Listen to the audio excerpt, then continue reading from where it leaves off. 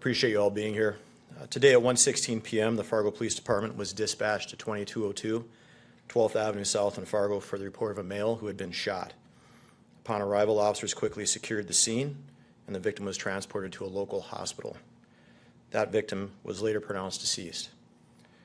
Investigators and detectives for the Fargo Police Department's Criminal Investigations Division are currently on scene and are actively investigating this incident.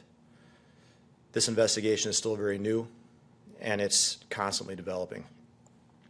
We're in the process of notification to next of kin of the victim, and once that has been made and completed, we'll be able to release that victim's name. So I please just ask for your patience on that.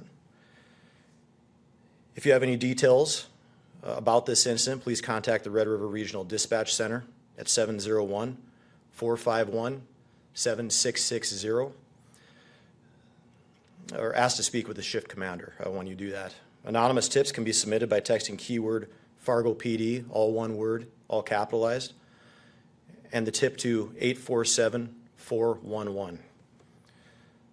The Fargo Police Department extends its condolences to the families of this victim and will diligently investigate this incident to its full extent. I'm ready for some questions.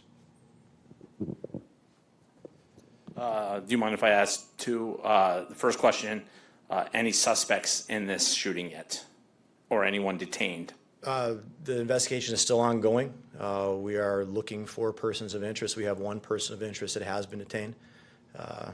As I said, this is still developing and still looking into this incident that has only happened a couple hours ago. So still developing as we speak. We do have one person of interest that has been detained that we're talking to.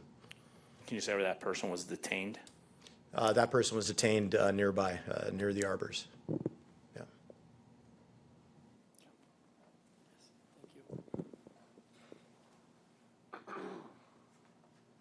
Excuse me.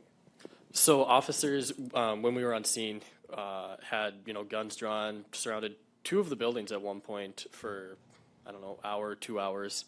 How long did it take for officers to realize that the person they were looking for was not there and had taken off?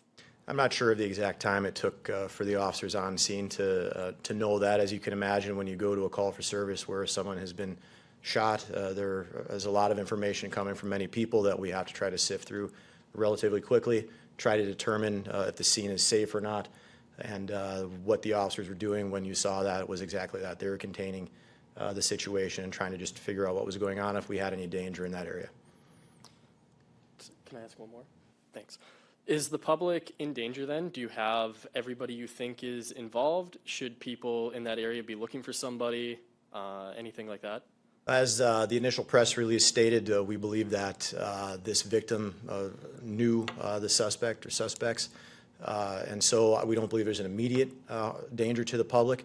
But what we would encourage, and we would encourage that if somebody has information on who these suspects might have been, to call that number or do the text tip that I had just mentioned. And of course, if you know that somebody was involved in this incident, let us know. Don't approach that individual, as they could be armed and dangerous. Is there anything else you can tell us about what led up to the incident? You're saying that they knew each other. Was there any kind of altercation that might have happened before? The initial investigation, and like I said, this is very new and very developing, would indicate that these individuals would have known each other. There would be nothing else that we could release at this time. Just it's so fresh, it's so new.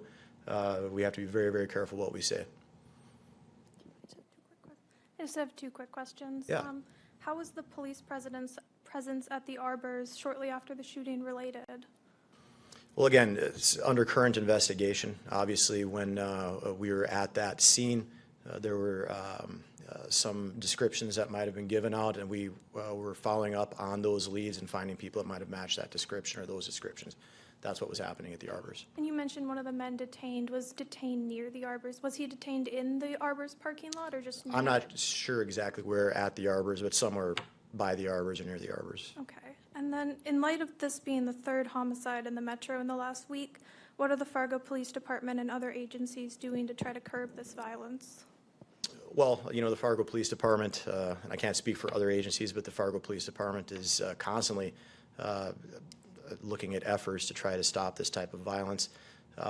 We have our intel unit that's looking at individuals that are committing crimes with violence. We're bringing in new technologies such as our NIBIN machine, where we're processing crime guns and trying to relate those to cases and violent individuals. So we're constantly looking to curb this type of violence, not only with intelligence-led policing, but active police investigation.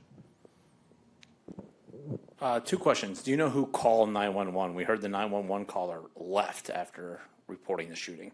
I don't know exactly who the caller was to 911. I believe there were multiple callers. I don't have their identities with me right now, and I couldn't release those even if I did. So, Were there any witnesses to the actual shooting incident itself and the events leading up to it? still under current investigation. We believe there were. We're still in the process of trying to identify who those might have been.